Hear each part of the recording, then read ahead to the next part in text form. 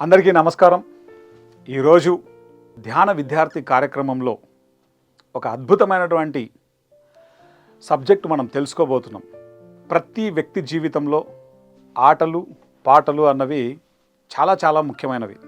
అందుకే ఏమిటయ్యా జీవితము అంటే, జీవితం అంటే ఒక ఆట, జీవితం అంటే ఒక పాట, జీవితం అంటే ఒక నృత్యం. ప్రతి ఒక్కరి జీవితంలో ఆటలు పాటలు అన్నవి తప్పకుండా ఉండాలి. అయితే ఏ వ్యక్తి జీవితంలో ఏ కార్యకలాపాల ద్వారా మనలో ఉత్సాహం, మనలో ఆనందం, మనలో సంతోషం వెల్లివిరుస్తాయో వాటినే ఆటలు మరి పాటలుగా చెప్పుకుంటాం. ఆటలు ఆడడం అన్నది చాలా ఇంపార్టెంట్. ముఖ్యంగా ఆరు బయట స్థలాలలో ఆడుకునేటువంటి ఆటలు, మైదానాలలో మనం ఆడుకునేటువంటి ఆటలు ఎంతో అద్భుతమైనటువంటి ఆరోగ్యాన్ని కలిగిస్తాయి. మనకు అద్భుతమైనటువంటి రక్త ప్రసరణ, మంచి ఆక్సిజన్ సరఫరా ఇవన్నీ జరుగుతూ మన యొక్క ఆరోగ్యానికి ఒక సంజీవినిలాగా ఉపయోగపడతాయి ఈ ఆటలు పాటలు. చాలామంది విద్యార్థుల తల్లిదండ్రులు, టీచర్స్ ముఖ్యంగా ఈ ఆటలు ఆడుకోవడం వల్ల టైం వేస్ట్ అవుతుందేమో అని అనుకుంటుంటారు. అర్థం చేసుకోవాల్సిన విషయం ఏంటంటే, ఎంత బాగా ఆటలు పాటలు ఉంటే ఆ విద్యార్థి అంత ఆనందంగా ఉంటాడు, అన్నింటినీ అంత అలవోకగా ఈజీగా అర్థం చేసుకుంటాడు. ఆటలు ఆడడం వలన మంచి వ్యాయామం జరుగుతుంది, అద్భుతమైనటువంటి శారీరక దారుఢ్యం వస్తుంది. ముఖ్యంగా cricket, kho kho, football, volleyball, kabaddi, tennis ఇలా ఎన్నో ఆటలు ఉన్నాయి. ఈ ఆటలు ఆడుతున్నప్పుడు ఎలా ఉంటుందంటే, ఇది ఒకరు ఆడే ఆట కాదు, ఒక సమూహం కలిసి ఆడే ఆటలు. దీంట్లో ఒక జట్టు నెగ్గాలి అని ఏ జట్టుకు ఆ జట్టు పోటాపోటీగా ఉంటుంది. ఒక హెల్దీ పోటీతత్వం అనేది ఏర్పడుతుంది ఇక్కడ. అలాగే ముఖ్యంగా చెప్పుకోవాల్సింది ఏంటంటే, టీంలో ఉన్నటువంటి ప్రతి ఒక్కళ్ళు అద్భుతమైనటువంటి ఎఫర్ట్స్ పెట్టడం నేర్చుకుంటారు. దీనివల్ల టీంలో ఒకరి మధ్య ఒకరికి సఖ్యత ఏర్పడుతుంది. అలాగే అద్భుతమైనటువంటి నాయకత్వ లక్షణాలు వస్తాయి కలిసి ఆటలు ఆడేటప్పుడు. అద్భుతమైనటువంటి పెర్ఫార్మెన్స్, ప్రతి ఒక్కళ్ళు పెర్ఫార్మెన్స్ చేస్తే తప్ప అక్కడ గెలిచే ఆప్షన్ ఉండదు. ఇలా ఒకరి మధ్య ఒకరికి సఖ్యత ఏర్పడడం, ఒకరితో ఒకరు ఇంటరాక్ట్ అవ్వడం, గొప్ప నాయకత్వ లక్షణాలు రావడం, టీంలో అందరూ ఇన్వాల్వ్ అవ్వడం, టీం అందరూ చక్కగా మోటివేట్ అవుతూ పనిచేసుకోవడం, ఒకళ్ళనొకళ్ళు పరస్పరం సహాయ సహకారాలు అందించుకోవడం, ఇవన్నీ ఈ యొక్క ఆటలలో మెండుగా లభిస్తాయి. మామూలు వాళ్ళకి అర్థం కావు ఇవన్నీ. సో ఒకప్పుడు ఎంతో అద్భుతమైనటువంటి ఆటలు మా చిన్నప్పుడు ముఖ్యంగా ఎంతో అద్భుతంగా ఆడాం. ఇప్పుడు వచ్చేసరికి ఏమైపోయిందంటే, ఆటలు ఆడతారు, వ్యక్తి ఇంట్లో కూర్చుంటాడు, వీడియో గేమ్ ఆడుకుంటూ కూర్చుంటాడు. దీనివల్ల మన శరీరంలో ఏ ఫంక్షన్స్ సరిగ్గా జరగవు. గేమ్స్ ఆడుకుంటూ ఉంటారు. ఎక్కడ ఆడతారంటే, మన నెక్లెస్ రోడ్లోకి వెళ్తే ఒక గేమ్స్ అన్నీ ఉండేటువంటి ఒక ప్లాజా ఉంటుంది. ఆ ప్లాజాలో కూర్చొని కాల్ చేస్తుంటాడు, ఓకే, లేదా బైక్ తోలుతుంటాడు. ఆ బైకు అది ఒక సంవత్సరం తోలినా అది ఆడనే ఉంటుంది. ఎందుకంటే ఆ బైకు పోతున్న ఫీలింగ్ వస్తుంది తప్ప ఆ బైక్ మాత్రం ఆడిపోదు, అక్కడే ఉంటుంది ఆ బైకు. ఇట్లాంటి ఆటలన్నీ వచ్చేసాయి. ఇది కాదు ఆటలు అంటే. సో ఫిజికల్గా మైదానాలలో ఆరు బయట ఆడేటువంటి ఆటల ద్వారా ఎంతో అద్భుతమైనటువంటి శారీరక ఆరోగ్యం, మానసిక దృఢత్వం ఆటల ద్వారా మెండుగా లభిస్తుంది. ఈ ఆటల ద్వారా ఏం జరుగుతుందంటే, మన లోపల ఉన్నటువంటి సిగ్గు, బిడియం ఇవన్నీ డ్రాప్ అయిపోతూ వస్తాయి. ఒక మంచి టీమ్ స్పిరిట్ వచ్చేస్తుంది. మన లోపల ఒక కొత్త మార్పు మనకే వచ్చేస్తుంది. సో ఆటలకు చక్కటి ప్రాధాన్యత ఇవ్వాలి. ఉదాహరణకు క్రికెట్ తీసుకోండి. 11 మంది ఉంటారు. ఈ 11 మంది అందరూ సేమ్ ఎఫర్ట్స్ పెడతారు. ఒక్కరు ఎఫర్ట్ పెట్టకపోయినా ఆ ఒక్కరి వల్ల మొత్తం మ్యాచే వాళ్ళు ఫెయిల్ అయిపోయే అవకాశం ఉంటుంది. కాబట్టి ప్రతి ఒక్కళ్ళ మధ్య ఇంటర్నల్ కోఆర్డినేషన్ అద్భుతంగా ఉంటుంది, ఇంటర్నల్ కనెక్టివిటీ అద్భుతంగా ఉంటుంది, ఒకళ్ళనొకళ్ళు పరస్పరం అర్థం చేసుకునేటువంటి తత్వం బాగుంటుంది, పరస్పరం అందరూ కలిసి సహాయ సహకారాలు అందించుకోవడం బాగుంటుంది. ఒక టీం వర్క్ అనమాట అదంతా. సో ఎంతో అద్భుతమైనటువంటి నాయకత్వ లక్షణాలు నేర్చుకుంటాం అక్కడ. కాబట్టి ఒక్క క్రికెట్ అనేటువంటి ఆట గురించి మనం ఎగ్జాంపుల్కి తెలుసుకుంటున్నాం. ప్రకటనలు మీవి, ప్రచారాలు మావి. జీవితంలోని వెలుగులు అందరివి. DVM గ్లోబల్ ఛానల్లో మీ ప్రకటనల కోసం సంప్రదించవలసిన ఫోన్ నంబర్స్. అదేవిధంగా మనం చెస్ ఆటను చూస్తే మన మైండ్ ఎంత షార్ప్ అవుతుందో, ఆటను ఎట్లా మనం రసవంతంగా ఆడాలి, దేనికి చెక్ పెట్టాలి, దీనికి చెక్ పెట్టాలంటే మనం ఎన్ని పావులు గదపాలి, ఇవన్నీ మనకు అద్భుతంగా అర్థమవుతాయి. అంటే ఎన్నో విషయాలను మనం ఆటల ద్వారా నేర్చుకుంటాం. కాబట్టి ముఖ్యంగా తల్లిదండ్రులు, గురువులు పిల్లలు ఆడుకోవడానికి, చక్కగా ఆటలు ఆడడానికి, వాళ్ళ పాటలు వాళ్ళు పాడుకోవడానికి, చక్కగా నృత్యాలు చేయడానికి చక్కగా వాళ్ళని ప్రోత్సహించాలి. ఆ విధంగా ప్రోత్సహించడం మన ధర్మం. అలాగే పిల్లలు కూడా చక్కగా వీటన్నిటితో పాటు వాళ్ళ చదువులు వాళ్ళు అద్భుతంగా చదువుకుంటూ ఉండాలి. ఇక్కడ ఓన్లీ చదువు మాత్రమే ఇంపార్టెంట్ కాదు. చదువు ఎంత ఇంపార్టెంటో ఆటలు పాటలు కూడా అంతే ఇంపార్టెంట్. కాబట్టి ముఖ్యంగా ప్రతి విద్యార్థి ఈ ఆటలు పాటలు ఎంత బాగుంటాయో విద్యార్థి జీవితంలో, ఆ విద్యార్థి జీవితం అంత బాగుంటుంది. సో ఈ ఆటల వల్ల ప్రతి విద్యార్థి తను ఎదగడం అనే దానికి ఎన్నో విషయాలు ఇక్కడ అద్భుతంగా ఉపయోగపడతాయి. పట్టుదల, కృషి చేయడం, ఏది ఏమైనా సరే ఈ మ్యాచ్ నేను నగ్గాలి అన్నప్పుడు ఆ విద్యార్థి తన పూర్తి శక్తి సామర్థ్యాలను ఒడ్డుతాడు. ఓకే, ఇది మన లోపల ఉన్నటువంటి శక్తులన్నింటినీ బయటకు తీసుకొచ్చేటువంటి ఒక గొప్ప మార్గం. కాబట్టి ఈ ఆటల ద్వారా, పాటల ద్వారా విద్యార్థి అన్ని రంగాలలో కూడా రాణించగలడు. ఆటలు పాటలు అన్నవి జీవితంలో ఎంత ప్రాముఖ్యతను సంతరించుకుంటాయో, మనం చేసే వ్యాయామం చిన్నప్పటి నుంచి అంతే ఇంపార్టెంట్. వ్యాయామం అన్నది అద్భుతంగా ఉపయోగపడుతుంది ఈ శరీరానికి. మన శరీరం నిలుపుకోవడానికి ఆహారం ఎంత ఉపయోగపడుతుందో, ఈ శరీరం ఆరోగ్యవంతంగా ఉండడానికి వ్యాయామం అంత అద్భుతంగా ఉపయోగపడుతుంది. అందుకే మొత్తం ప్రపంచవ్యాప్తంగా యోగా డే అనే దాన్ని తీసుకొచ్చేసారు. ఓకే, ఏంటి యోగా, ఎందుకు ఉపయోగపడుతుంది, దీన్ని అంతటిని కూడా ప్రతి విద్యార్థి తెలుసుకోవాలి. ఈవెన్ 70 సంవత్సరాలు పైన ఉన్నటువంటి మన నరేంద్ర మోడీ గారు కూడా ప్రతిరోజు తప్పనిసరిగా ఆయన జీవితంలో యోగా ఉండి తీరుతుంది, వ్యాయామం అన్నది ఉండి తీరుతుంది. అది మస్ట్ అండ్ షుడ్. అలాగే గొప్ప గొప్ప మహానుభావులంతా ప్రతిరోజు తప్పనిసరిగా వాళ్ళు ఏదో ఒక ఆటలో నిమగ్నమై ఉంటారు. ఆటలు ఆడుకోవడం, పాటలు పాడుకోవడం, చక్కగా సంగీతంలో మునిగిపోయి ఉండడం ఎంతోమందిని మనం చూస్తుంటాం. ఉదాహరణకు ఏఆర్ రెహమాన్ గారిని చూస్తే వెలిగిపోతూ ఉంటాడు ఆయన ఎప్పుడు. కారణం, ఎప్పుడు సంగీతంలో మునిగి తేలుతుంటాడు ఆయన. అలాగే బరాక్ ఒబామా గారు గతంలో అమెరికా అధ్యక్షుడు ఆయనకి బాస్కెట్బాల్ అంటే పిచ్చి ఆయనకు. నెల్సన్ మండేలా ఆయన ఆడకపోయినా ఆయనకు ఆటలంటే అమితమైన ఇష్టం. ఎంతోమంది గొప్ప గొప్ప వాళ్ళంతా కూడాను అద్భుతమైనటువంటి ఆటలలో వాళ్ళ నైపుణ్యాన్ని ప్రదర్శించినటువంటి వాళ్ళు. ఎంతోమందిని చెప్పుకుంటాం మనం.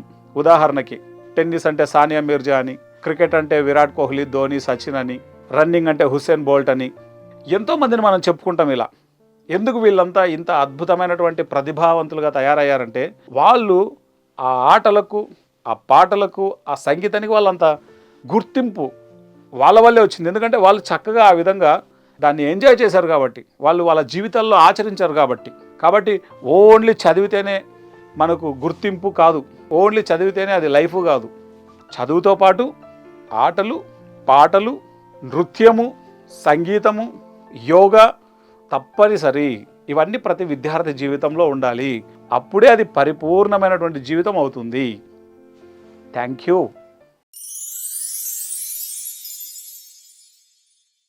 ఆటలు పాటల గురించి మన ఆనంద్ గారు ఎంత బాగా వివరించారో విన్నారు కదా. అయితే నేను మీ ముందుకు ఒక రియల్ ఎగ్జాంపుల్తో వచ్చాను. సో అది ఎవరో కాదు, మన అమెరికా మాజీ ప్రెసిడెంట్ అయిన బారక్ ఒబామా గారి గురించి. ఆయన ఆటలకి ఎంత ప్రాముఖ్యత ఇచ్చేవారంటే ఆయన డ్రీమ్స్ ఫ్రమ్ మై ఫాదర్ అనే పుస్తకంలో ఎంతో గొప్పగా వివరించారు. ఆయన ఖాళీ సమయాల్లో బాస్కెట్బాల్ ఆడేవారట. అయితే ఆయన ఎప్పుడైనా స్ట్రెస్ఫుల్గా ఫీల్ అయినా, మానసికంగా సమస్య ఫీల్ అయినా ఎప్పుడూ వెళ్ళి బాస్కెట్బాల్ ఆడుకునేవారట. ఆ బాస్కెట్బాల్ ఆడడం ద్వారా ఆ ప్రాబ్లం నుంచి బయటికి రావడం జరిగేదంట మానసికంగా. అంతేకాకుండా ఆటలు ఆడడం వల్ల మన ఆలోచన విధానాలు కూడా మార్చుకోవచ్చు, ఎలాంటి ప్రాబ్లంలోంచైనా బయటికి రావచ్చు. సో ఆటలు ఆడడం వల్ల మన గురించి మనం ఏ విధంగా ఆలోచిస్తున్నాం అనేది కూడా చాలా బాగా అర్థం అవుతుందని ఆయన చెప్పారు. అంతేకాకుండా మిత్రత్వ భావం పెరిగి అందరితో కూడా మింగిల్ అయ్యే తత్వాన్ని మనం పెంచుకోగలమని కూడా చెప్పారు. ఆయన ఇప్పటికీ కూడా ఎలాంటి సమస్య వచ్చినా వెళ్ళి బాస్కెట్బాల్ ఆడతారంట. అంటే అదొక టిప్ లాగా మనకి వివరిస్తున్నారు. అమెరికాకు ప్రెసిడెంట్ అయిన బారక్ ఒబామానే బాస్కెట్బాల్ ఆడుకుంటూనే ఆయన ప్రాబ్లమ్స్ నుంచి ఆయన చక్కగా బయటకు వచ్చారు. మనం కూడా మనకి ఏదైనా మానసికంగా కానీ భౌతికంగా కానీ ఎలాంటి సమస్యలున్నా చక్కగా ఒక ఆట మనం ఎంచుకుని దాన్ని ఆడుతుంటే మనలో ఉన్న మన ఆలోచన విధానాలు కానీ చాలా రకాలుగా మనం మార్పు చెందొచ్చు. మన పత్రి సార్ కూడా క్రికెట్ ఆడేవారు, మీకు గుర్తుందో లేదో. అంతేకాదండి, ఈ ఆటలు పాటల ద్వారా మానసికంగా ఎంతో ఆనందంగా ముందుకు వెళ్ళొచ్చు. సో అందుకే చెప్తారు అందరూ కూడా చిన్నప్పటి నుంచి ఆటలు పాటలు అనేది కంపల్సరీ అని. పిల్లలకి ఆట అనే విద్యని, పాట అనే విద్యని కూడా ఒక విద్యలాగే చూసి వాళ్ళ జీవితంలో అందిస్తే వాళ్ళ జీవితంలో ఎంతో అద్భుతమైన స్థితికి వెళ్తారు. Art is a form of happiness అని మనం వింటూనే ఉంటాం. ఆ ఆర్ట్ని మనం ఓన్లీ పుస్తకాలే కాకుండా మనలో క్రీడా స్ఫూర్తిని పెంచుకుంటే అది మన జీవితంలో ఎంతో ఉపయోగపడుతుందని చాలామంది నిపుణులు చెప్పారు.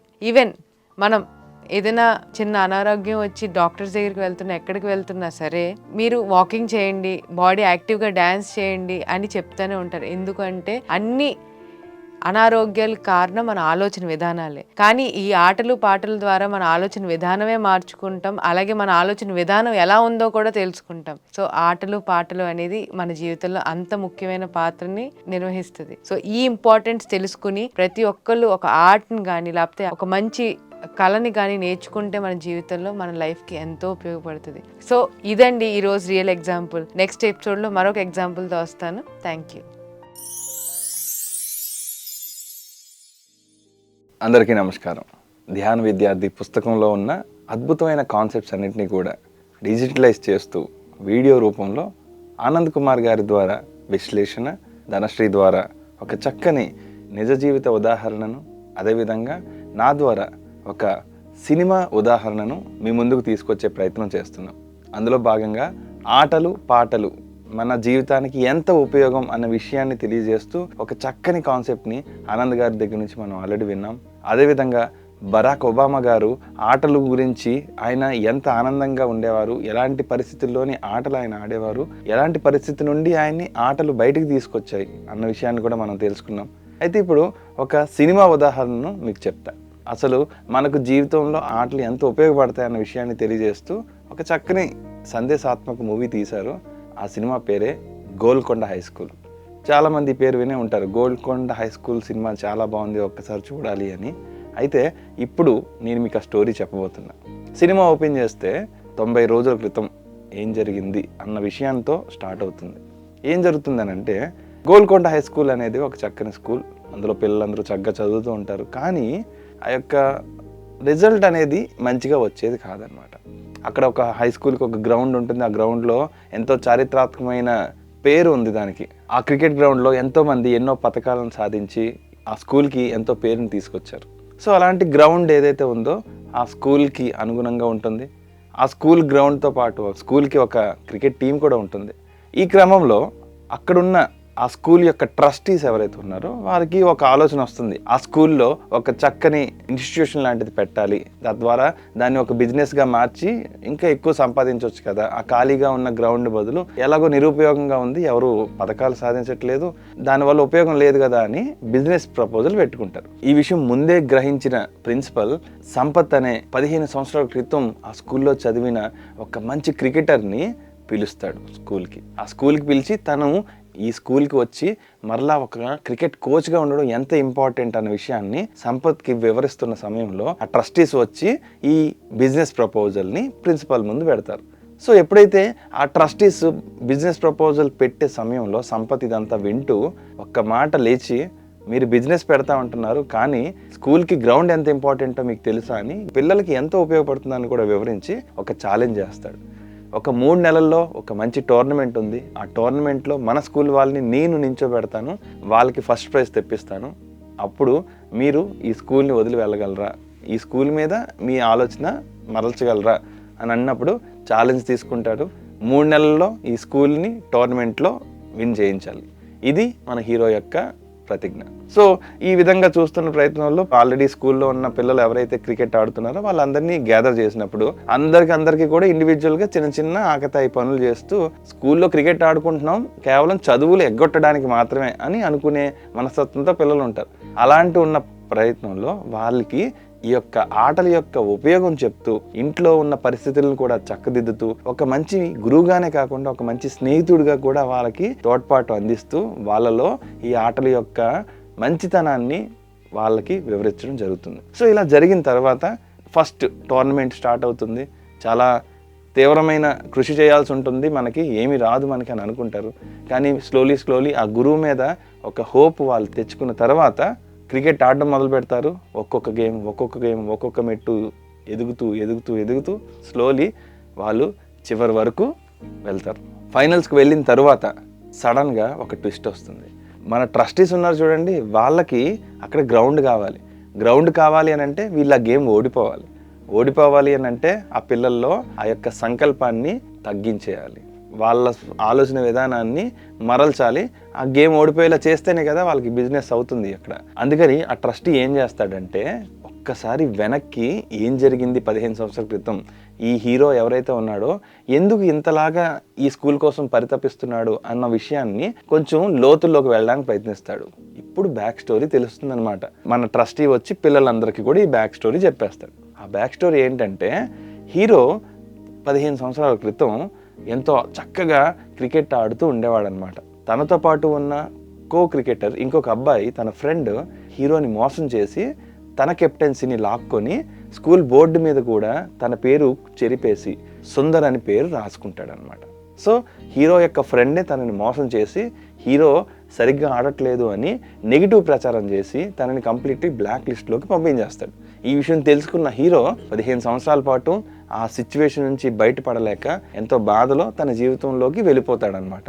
ఇంకా క్రికెట్ని కూడా కంప్లీట్లీ వదిలి వెళ్ళిపోయిన హీరోని అతని యొక్క టాలెంట్ గుర్తించిన ప్రిన్సిపల్ మళ్ళీ వెనక్కి తీసుకొచ్చి ఈ రోజున నీ అవసరం ఉంది, మన పిల్లలకి నువ్వు క్రికెట్ నేర్పించాలి, తద్వారా 15 సంవత్సరాలుగా లేని ఈ గ్లోరీని నువ్వు తీసుకురావాలి, ఆటల యొక్క విలువని మన పిల్లలకి తెలియజేయాలి అని ఆ స్కూల్ ప్రిన్సిపల్ మన సంపత్ని, మన హీరోని తీసుకొచ్చి పిల్లలందరికీ చక్కని శిక్షణ ఇప్పిస్తారు. ఆ ట్రస్టీస్తో ఛాలెంజ్ చేసుకున్న తర్వాత ఫైనల్ మ్యాచ్లో కూడా మన హీరో పిల్లలందరితో చక్కగా ఆడించి చివరికి ఎన్నో ట్విస్టులతో ఫైనల్లీ మ్యాచ్ విన్ అయ్యేలా చేసి కంప్లీట్లీ ఆ ట్రోఫీని సాధిస్తారు. ఎప్పుడైతే ఆ ట్రోఫీని సాధించారో స్కూల్ అంతా కూడా దద్దరిల్లిపోయి జీహెచ్ఎస్ గోల్కొండ హై స్కూల్ అని చాలా హ్యాపీగా అందరూ కూడా సంబరాలు చేసుకున్న సమయంలో హీరో ఒక మాట అంటాడు, నేను వీళ్ళని గెలిపించలేదు, వాళ్ళే నెగ్గారు, వాళ్ళ స్కూల్ని సాధించుకున్నారు, వాళ్ళ గ్రౌండ్ని వాళ్ళు వెనక్కి తీసుకున్నారు. కాబట్టి ఆనందంగా ఉండాలి అని అంటే వాళ్ళ ఆటలే వాళ్ళ ఆనందాన్ని తీసుకొచ్చాయి. ఎట్ ద సేమ్ టైం వాళ్ళ ఆటలు అంత ఆనందంగా ఆడుతున్నప్పుడు ఆహ్లాదం పెరిగి వాళ్ళు చదువులో కూడా ఎంతో అద్భుతంగా ఎదుగుతున్నారు అన్న విషయాన్ని అందరికీ చెప్తాడనమాట. సో ఈ పాయింట్ చెప్తుంటే నాకు ఒకటి గుర్తుకొచ్చింది. మన గురువు బ్రహ్మర్షి పితామహ పత్రిజీ గారు 5 ఫింగర్ కాన్సెప్ట్ అని ఒకటి చెప్తారు. ఏంటంటే ఆటలు, పాటలు, చదువులు, పనులు, ధ్యానం. ఈ 5 ఫింగర్స్ లాగా ఈ పాయింట్స్ అన్నిటినీ కూడా మన జీవితంలోకి అవలంబించుకుంటే మనకి ఎంతో అద్భుతమైన జ్ఞానంతో పాటు జీవితం అంతా కూడా ఆనందమయం అవుతుంది అనేదే ఈ యొక్క ఆటలు పాటలు కాన్సెప్ట్ యొక్క సారాంశం. సో మన జీవితంలో చాలామంది దగ్గర వింటూ ఉంటాం, మనం ఆటలు పాటలు ఆడుకుంటే చదువు ఎవరు ఇస్తారు, చదవకపోతే జాబులు ఎలా వస్తాయి, ధనం ఎలా వస్తుంది అని అనుకుంటాం. కానీ మన జీవితం కేవలం ఆటలు పాటలు కోసం కాదు, చదువు కోసం కాదు, ఉద్యోగం చేసి డబ్బులు సంపాదించడం కాదు. అల్టిమేట్లీ ఆనందం నేర్చుకోవడం, ఈ రెండింటినీ మనం మిళితం చేసుకోవాలి. అలా మిళితం చేసుకోవాలంటే చదువుతో పాటు ఎక్స్ట్రా కరిక్యులర్ యాక్టివిటీస్ కూడా ఉండాలి. అట్ ద సేమ్ టైం మనం ఆనందంగా ఉండడం కోసం ఆహ్లాదంగా బయటకు వెళ్ళి చురుకుగా పనిచేయడానికి ఆటలు కూడా మన జీవితంలో ఎంతో అద్భుతమైన రోల్ని ప్లే చేస్తుంది. సో మీరు కూడా కేవలం ఎంతసేపు చదివేయాలని చదువు మీదే కాకుండా చదువుని ఆటల్ని రెండింటినీ కూడా బ్యాలెన్స్ చేసుకుంటూ ఆనందంగా చదువుతూ ఆనందంగా ఆహ్లాదంగా ఆటలు కూడా ఆడుకుంటూ పాటలు పాడుతూ ఆనందంగా జీవితాన్ని జీవిస్తారని, మీతో పాటు ఉన్న వారందరికీ కూడా తల్లిదండ్రులు మీ పిల్లలకి కూడా ఈ విధంగా అన్ని పనుల్లోని ఇన్వాల్వ్ అయ్యేలా చేస్తారని మేము ఆనందంగా కోరుకుంటున్నాం. సో పిల్లలు ఆనందంగా ఆడుకోండి, చక్కగా చదువుకోండి, రెండింటినీ బ్యాలెన్స్ చేయండి. ఈ రెండింటినీ పిల్లలు బ్యాలెన్స్ చేసుకునే విధంగా తల్లిదండ్రులు వాళ్ళకి అవకాశం ఇవ్వండి. సో ఇది ఈరోజు కాన్సెప్ట్. మరొక కాన్సెప్ట్ మీ ముందుకు తీసుకొచ్చి మరింత జ్ఞానాన్ని మీతో షేర్ చేసుకునే ప్రయత్నం చేస్తాం. అంతవరకు సెలవు, నమస్కారం. ప్రకటనలు మీవి, ప్రచారాలు మావి. జీవితంలోని వెలుగులు అందరివి. DVM గ్లోబల్ ఛానల్లో మీ ప్రకటనల కోసం సంప్రదించవలసిన ఫోన్ నంబర్స్